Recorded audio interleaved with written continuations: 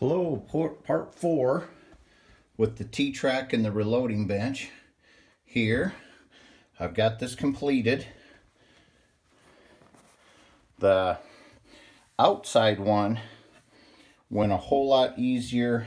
I was able to get it because I didn't have near the stretch on that, the arms on the router.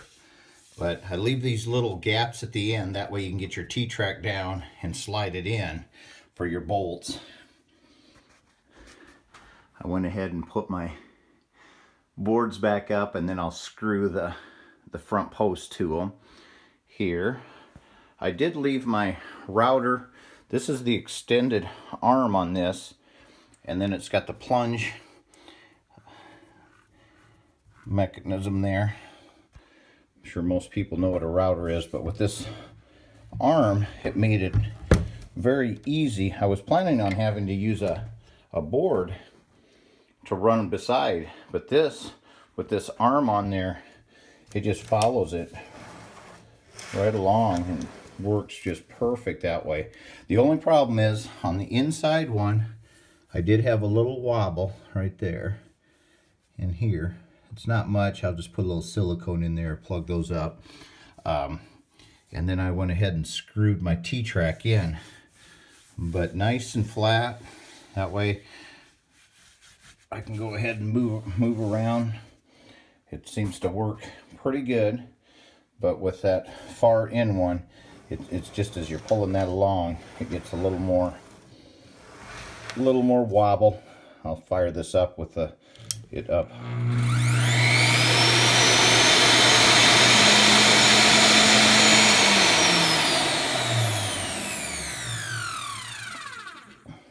And then you just plunge it down, and then your adjustments on the back side here. It's got this little adjustment deal, and that way it can only go down so far. And as you see here, my router bit is hitting on the top, and it's still cleared. That's because I'm not in the channel. But that's how I cut that. This was just a cheap win one. I had two other routers that I bought at auction, and each one had issues when I went to use them. So I found this online. It had this extension.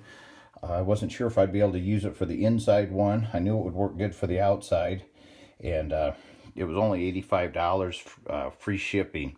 So just for this project alone, it was well worthwhile, and who knows what else I'll use it for. But just kind of a quick FYI that really made short work of it with this bar there. You can just adjust them.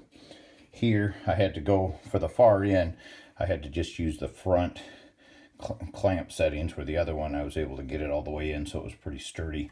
But overall, it's really not bad, even with that with just the front settings there, and then I was kind of out at the end, but it seemed to work really good.